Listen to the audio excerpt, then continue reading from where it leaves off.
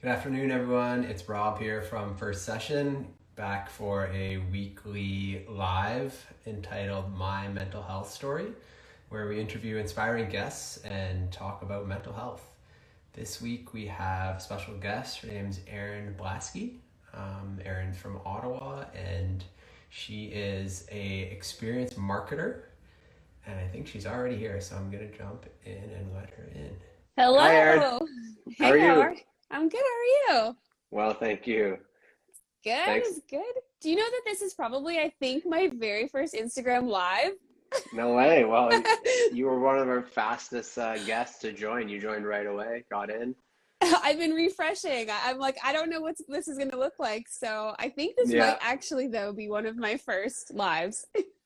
Well, welcome to the Instagram Live world. We're revitalizing Instagram Lives. Yeah, I know. I love it. It's so cool.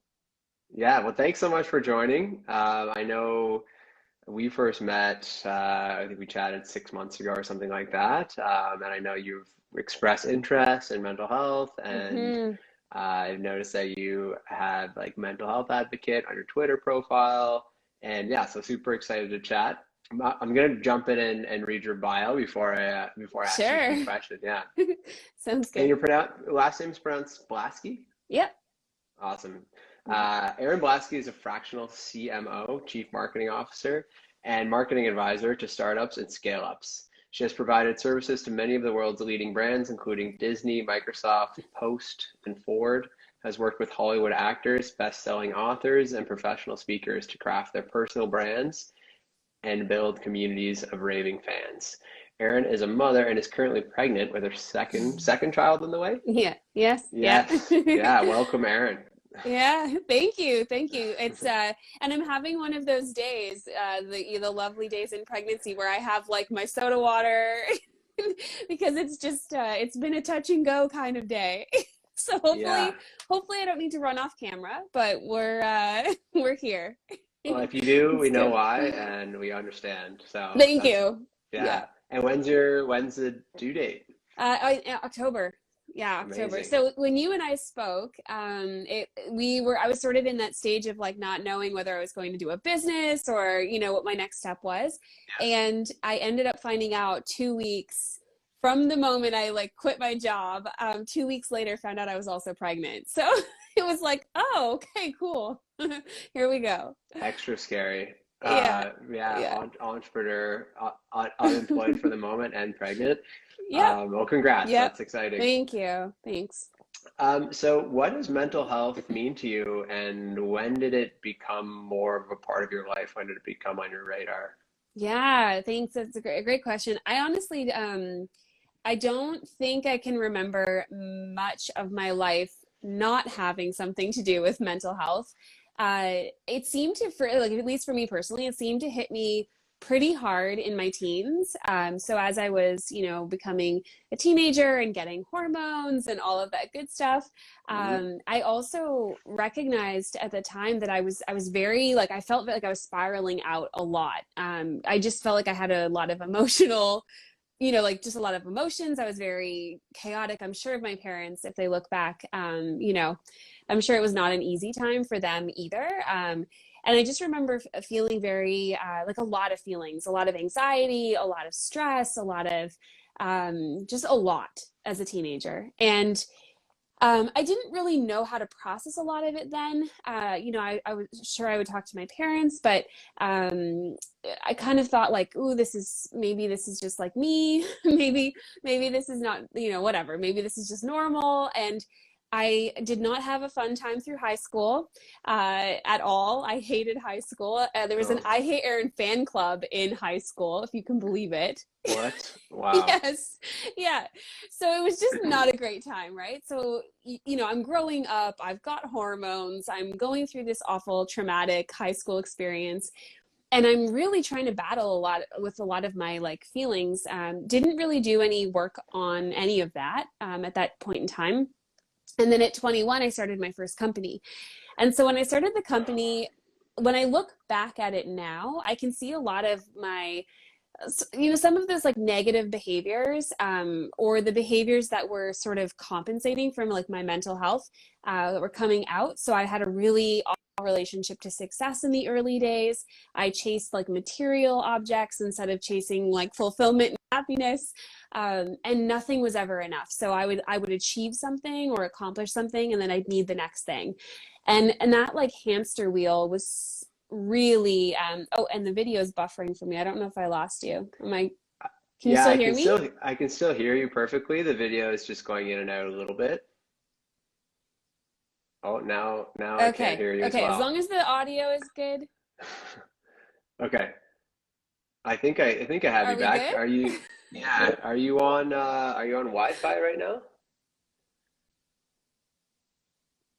Can I you hear am me on okay? Wi-Fi. Yeah, Okay. Yeah, I wonder, do you have good I can like hear you. Yeah. cell service at your house as well? Sometimes it works better like on cell service.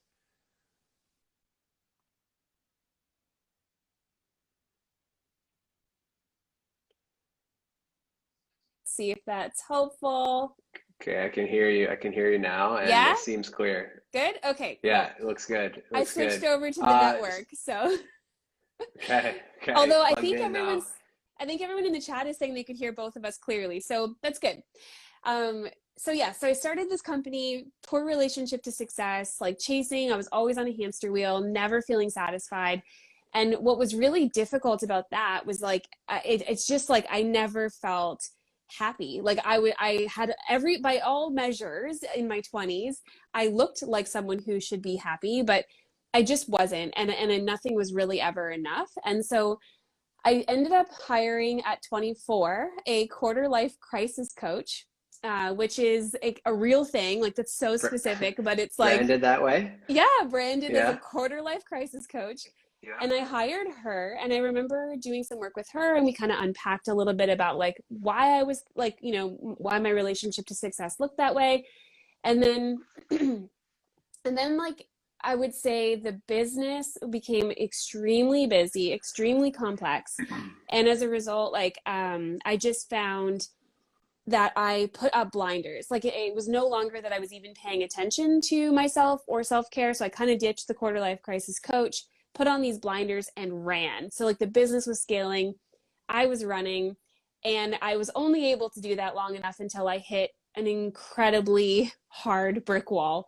And that brick wall for me was honestly like complete rock bottom in terms of my mental health. So I remember just like waking up one day, and not just like, it wasn't like that. It wasn't like I woke up one day and I'm like rock bottom, but it was like Hmm. gradual.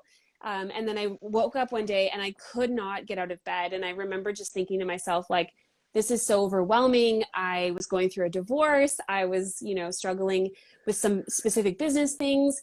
And yeah, I just went through a really dark time. I almost honestly didn't make it out of that specific period of my life. And it like thinking back to it, especially being hormonal and pregnant right now, I'm like, it's very emotional. um, Hmm. but it was really hard. And as an entrepreneur, I felt so alone. And I felt like I needed to have a facade, of like, no, everything's fine. I'm great. Things are awesome. Hmm. And it just wasn't.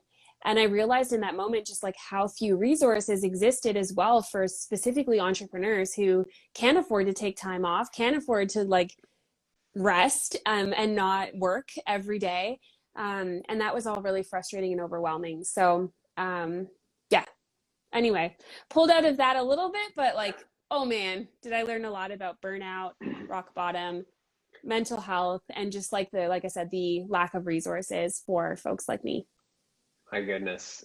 Yeah, that sounds like a lot, and it sounds like you also like pushed it until you couldn't any Yes. longer. Yeah, Holy smokes. absolutely. And the ambition, like coming from high school, having a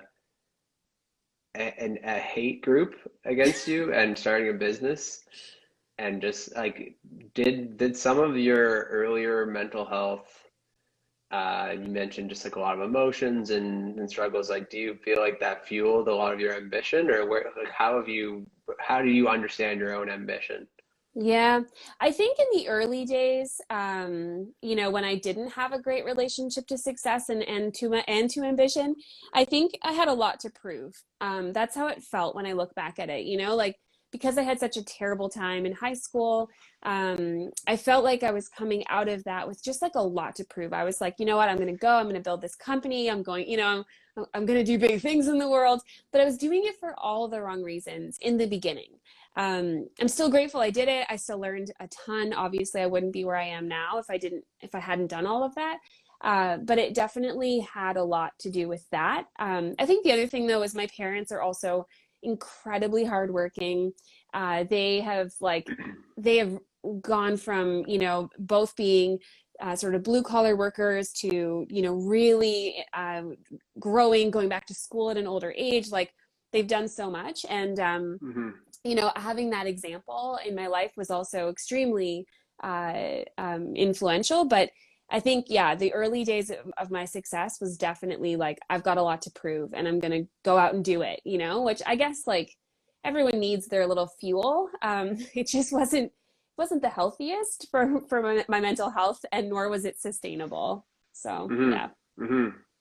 Yeah. So what sort of balance, like now, like what's changed? I mean, you're still an entrepreneur and you you have a big presence like in the marketing world, and how do you do things differently, and how might you have like approached things differently beforehand, or maybe it took to be on the brink in order to change, like, yeah, how do you operate now differently? Yeah, that's a great question, because honestly, I feel like this is the piece that I'm not suggesting I've got it all figured out by any stretch of the imagination, but I will say that I am more content in my life today than I've ever felt in my entire life. Like I feel like I've done the work. Like, don't get me wrong, this was not easy. And this was like difficult to get to. But when I was starting the second business this time around at the beginning of the year, I knew I wanted to do everything different. Like I didn't want to make the same mistakes again. And I wanted to approach everything, work, my life, like structure, just incredibly different. So that meant a few things for me. So that meant, charging a rate that actually honored my work, but also meant that I didn't have to like take on 75 clients, right, to be profitable. So it meant really looking at that. It meant choosing the right clients, because that can impact your mental health so much if you're not working with like people that you enjoy working with. It meant saying yes to the right projects. So I've been saying no to like so many things, mostly just so I don't overwhelm or overload myself. So I'm just trying to keep up like really strong, clear boundaries around things. I'm not saying yes just because like I don't want to disappoint other people. I'm trying to say yes when it is really important to me, and also benefit someone else, right? Like it's got to be a two-way thing, and I'm trying not to like, just give away so much of myself so that I have nothing left at the end of the day. And the other big thing is I'm working like 9 to 5, Monday to Friday. That is it. And as an entrepreneur, like that is like, it's not to say that I don't get on my email sometimes in the evenings, but it's my choice and it's not by obligation. And that's been huge. So at the end of the day, I leave my office, close the door, close the laptop, I try not to come back on. And anything I am doing outside of that is simply, again, choice, not obligation. And some of those things have helped. And it hasn't been an easy 15 months. I mean, my daughter's been home this entire time, virtual schooling. Like my life has gotten more full for sure. I've had a terrible first trimester in my pregnancy, just being really, really sick. And so it's not to say I don't have like things. It's just like things don't feel chaotic anymore. And I'm saying like yes to the right things. And I think all of that is making me feel like just super content. And I don't chase anymore. Like I'm not chasing a specific version of success that society thinks is like, you've arrived, you're successful, you've got the fancy car and the big house. Like I don't care about any of those things. And as a result, it just frees me up to just, focus on what's important. And for me, that's like time with my family. It's being able to get outside, hike, kayak, that kind of stuff. So yeah, it's a lot of things, but I do feel much happier today. So good to hear. Yeah, Yeah, it thank you. sounds like a long journey. I'm Yes. curious. I mean, one thing that really stood out to me there is that you mentioned like you aren't completely giving yourself away at work. Like you're keeping some for yourself, and I imagine your family. Yeah. That's amazing. Um, but you also mentioned like you've done the work and like it was a lot. And Mhm. um, I'm curious. I don't need to ask you like what that work was specifically, but I'm curious like what did that look like kind of from a high level? Like what kind of work did you do? Yeah. I'm What really was open it? about all of it. So I'm happy to share it very specifically too. Like I have no, I mean, anyone that knows me knows that I'm a complete open book about everything. I saw So your Instagram says overshare. I was gonna ask yes. you about Yeah. that. Well, because I literally have a YouTube channel where I document my pregnancy. I document, like I document a lot of things and I'm very just open because at the end of the day, like, none of this is like, I'm not embarrassed by any of it. And in fact, I've Amazing. only Yeah, ever good for you. learned, right? But yeah, so for me, the journey, like, so it started with that quarter life crisis coach, which yes, I fired her. However, I do think it was helpful. I just wasn't probably ready, for that level of support.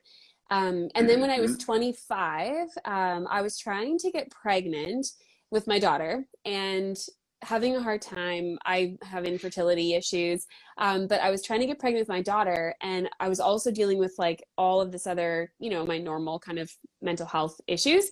And I hired a psychotherapist, and the psychotherapist was actually really great. Like that was an amazing time. I would see him, I think, every week for 2 hours or something. And that was just like a really great experience, except that he actually fixed some of what was going on around my relationship to success. And when he fixed it, I actually fired him because I felt like he took away all of my motivation, which in hindsight, now that I've obviously had time to, grow and process, I was like, no, he actually did what I was paying him to do. But in the moment, it felt really uncomfortable because I was like, you just broke me. Like I don't feel like working in the same way. This is crazy. And anyway, so yeah, so I did see him and that was helpful, Was that a except permanent, not to interrupt, but was that yeah, so it sounds like they shifted your perspective on success. And did yeah. that and like that shocked you? Yes. But was that a permanent change then? Like was your definition of success changed from that point on?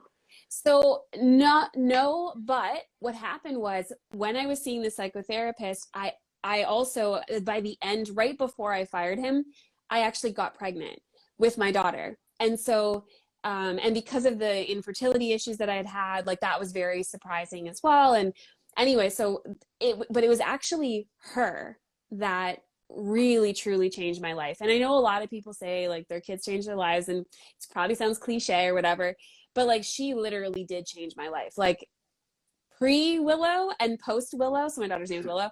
Um, I was a different human. I'm a different person, and I think like for me, just everything that she brought into my life in terms of just like slowing me down, refocusing my priorities, caring about someone else more than I cared about myself. All of those things were hugely influential. And and it was like I think a combination of the two things. I think it was the therapy, but I think it was also like having her that really just shifted my perspective. And then it wasn't long after I had her that I hit that wall of burnout. And I think that was inevitable because, like you see, the therapist and having her didn't heal me completely. It wasn't like I was like, oh, now I'm magically amazing. I was just able to ignore some of the calls to those like ambitious hamster wheels for a period of time until I couldn't. And then it was the wall of burnout that eventually, like when I hit that, knowing I hit rock bottom while I had her as a young, daughter and a single mom, I was like, I can't do this anymore. This is it. I have to figure this out. So I think it was the sequence of like therapy, then I had my daughter, then I hit this wall of burnout, and then it was like, I've got to fix everything. Like everything is broken. I can't live like this, and I don't want her to live like this. So yeah, needed to fix it. And for those who are like burnout's popular word, especially like in the last year, because work-life boundaries, family boundaries are Yeah. blurred. what was your experience of burnout as far as like kind of what did you feel? What kind of symptoms did showed up for you? Or and you said it like wasn't necessarily overnight, like it accumulated, it built up. Like how did that? What built up? Yeah. It was funny. I actually just had this conversation yesterday as well, on a different event. And I was trying to think about like how to describe it because when you're in a moment, it's almost like death by a thousand paper cuts, right? Like it's like there's small things every day that like happen, small like little emotions popping up. There's small like whispers from the universe, if you will, like whatever way you want to say it. But there's like tiny things that you don't necessarily notice in the moment. Like if I was to go back in time, I'm not entirely sure I could have pinpointed the moment when I was like on the downward slope to burnout.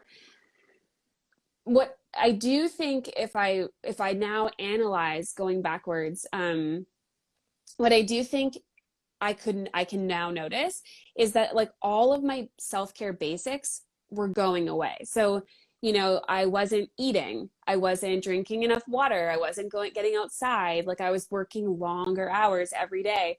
I was getting more irritable. Like I would just get irritated, and I felt a little cynical about like the industry I was in and what I was doing and the work, and everything was just irritating.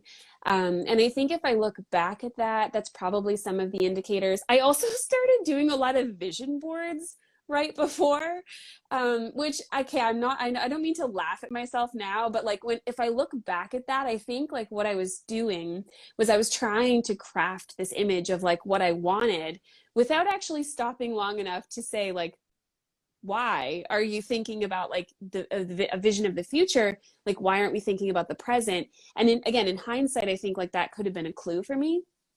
But yeah, a lot of the basics went, the And irritability. Yeah. and how did that like accumulate? Like how did it, it sounds like it all kind of built on top of one another. Is that and did you get like more tired, more burnt out, and then you just stopped, or did you just kind of like fall off a cliff? Um, Yeah, it was an accumulation. So like it was an accumulation of all of those little things I mentioned, and also a series of events. So I was going through a divorce. I had a subcontractor I was working with at the time completely just bail out on 25 projects. So all of a sudden I was left holding all of that work. I was already juggling like being a newly single mom, like after my divorce. We were going through like dividing house asset, like just dividing assets, like a whole bunch of things. And wow. I think it was the accumulation combined with the fact that I wasn't taking care of myself that like, really just, I think it was like when the subcontractor left, I snapped. Like it was just like I couldn't take anything more. And then that was a big more. Like and it Mm. landed on me, and I just didn't have like a support system within myself, or to really support that. And yeah, and in that moment, like it was just like I went from being semi-functional, not I was probably a highly functioning, person with depression, but I was like semi-functional, and then I was like non-functional, and I could not get out of bed. I couldn't even eat. My dad had to like literally come over to my house and like spoon feed me soup. That's the stage I was at. Um and I lost like, oh my gosh, I was down to like 99 pounds. Like it was just like not a good scene. I Mm. and that was like really hard to get Mm. out of. Mm. Yeah. That sounds very tough. I'm Yeah, very glad that you're back and speaking about it now. And me too. yeah, yeah, it's amazing. So shifting gears a little bit, like, what does being a mental health advocate mean to you? And what is that? Yeah, what do you make of that? Yeah, I think for me, it's honestly just like sharing my story, and connecting with other people who are having, who might be going through similar things. After I got out of my burnout, and I was in a better place. I wrote a blog post on Medium about it, and I talked about how entrepreneurs are often like we have to be resilient. We have to have this like facade. We have to pretend like we're strong because we serve people, and we need to be the like, the strong one. And I wrote a whole blog post about it. And I ended up, honestly, I'm not joking. I had probably over 2,000 messages across my email, DMs, my Medium inbox. Like it was just like, or media messages. And it was just like a lot. People were coming out of the woodwork. And I wrote this, like, I would say, oh my gosh, I can't remember how many years ago it was, but it was before we were really talking about things out loud. And I just had so much outreach from other entrepreneurs who were, basically saying like, I feel this way too, and I don't have anyone to talk to about it. And there was people who wanted to create like groups in my local city. And anyway, it was just a lot. There was a lot. In hindsight, like I probably couldn't have, like trying to support everybody else's stories in that moment was actually very difficult. But it's just like the connection to others. And I think like sharing the story makes it easier for other people to share their stories as well. So when I talk about being an advocate, that's a big piece of it. And I also do some work with the Royal Ottawa, which is a mental health hospital here in Ottawa. And those things are just important to at least like, again, shine light on, raise awareness for, and do what I can to like surface resources that exist specifically for entrepreneurs, because there's just not a great support system for those folks. Yeah, no doubt. I know that when we talked first, you shared your passion about founder and entrepreneurship, mental health, and we do have a couple things on the way, I think, some ideas, and for that, also trying to stay focused as well on what we're doing. But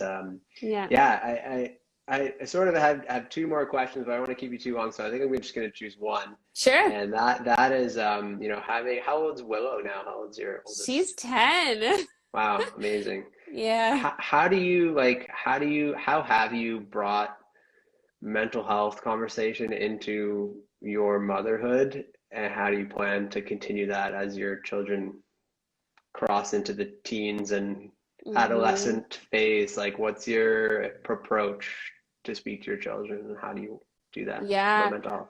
I love that you've asked this. So Willow, I wish honestly, like maybe someday we could actually do a mother-daughter one and talk to you, because she is one of the most like self-aware, like in tune with her emotions, like 10-year-old. And it's honestly like my greatest gift. I have to be really careful because I'm probably going to burst into tears if I talk about this too much. So especially like I said, growing another human right now, I'm like, ooh, okay. But what I've done with her, and I don't take credit for all of this. Like she has an incredible big family now. Like we're a divorced family, but we're still best friends. And like, she's got step parents that are amazing. And anyway, so I don't take credit for all of this. It's just been a part of the process. But since she's been very little, we have openly talked about everything, like anything, everything. I've talked openly about my emotions. I've talked openly about my feelings. We have feelings conversations. If she's having a day where she feels a little off, we literally, we like sit on the couch, we get blankets, we curl up, we create the space to have those conversations. And I found that in the beginning, she resisted it a lot, right? Like she's a kid. So she's like, I don't want to be sitting here. Like, this is not, this isn't fun. But now I find that it's so special. And one of the things I've done with her since birth is I go to bed with her every single night. So I don't stay in bed with her, but I lay down with her. It's our time. And every night without fail, we talk. She opens up. She talks about like how she's feeling. If she's feeling stressed about something at school, she talks about it. And, and every emotion is on the table. Like if she wants to be angry, she can be angry. If she needs to be sad, she can be sad. We punch pillows. Like we have a very, in our house, like emotions are a-okay, like any range, and it's just like, I think creating that openness and that space, and free of expectation. I don't expect her to be a happy go lucky person every day. And I don't expect that of myself either. And my fiance is great as well. Like he's incredibly supportive and, even gets in those conversations with us. And so it's, usually it's like, we're all, sitting and holding hands and anyway, it's just one of the most amazing things. And we call our house Zen House, by the way. Cool. Yeah, just because it's like we try to just like, be open. So I do think a Yeah. lot about that. Yeah. That's Yeah. incredible. That's incredible. I appreciate you sharing that, and I have so many more questions about that, but I don't keep you all day. I did see that so you've been engaged for a while, and have you had to delay your wedding? Yes, yeah, we were supposed to get married in the fall of the pandemic, like when the pandemic first happened. We were going to get married out in Banff, in Alberta, and in the mountains, and just do a very small, intimate wedding. But that obviously got put on hold. So my wedding dress is still hanging though, right in my closet. Like I have it, although it won't fit me now. Now that I'm almost halfway through this pregnancy, I'm like, okay, I've got to wait now until I'm on the other side. Yeah, yeah. Well, I hope you can Yeah. enjoy a wedding that you think is perfect for you. I know it might look different still, but that's amazing. Where Yeah. can people find you? And it sounds like that Medium post might still have a lot of value. Yeah. Where Yeah. can people find you, and how can they learn more about you? Yeah, I mean, honestly, I'm not hard to find on the internet. You can Google my name, and every social platform that I'm on pops up, including YouTube. Like I said, I'm kind of everywhere, and I'm experimenting with TikTok right now, which has been a lot of fun. I don't really get it yet, but it's interesting. But yeah, so anywhere, and then my Medium article. I mean, it's like if you Google Medium in my name, you can find it on there as well. It's called something about entrepreneurs and resilience, I think. Yeah. Awesome, awesome. I'm gonna check that out again. I think I've seen it. It's time for a reread. Thank you Yeah. so much, Erin. I hope you have Yeah. a great Thanks for having weekend. me. Yeah, you Yeah, too. it was amazing to hear about your journey and your motherhood, and good luck with the rest of your pregnancy, and I'm sure we'll Thank talk soon. you. Yeah, thanks. And thanks everyone for joining. I haven't been able to say hi, but I've been watching the chat a little bit, so it's Awesome, cool. awesome, awesome. Awesome. Okay, have a great weekend. Okay, yeah, Thanks, thanks. everyone. Okay, bye.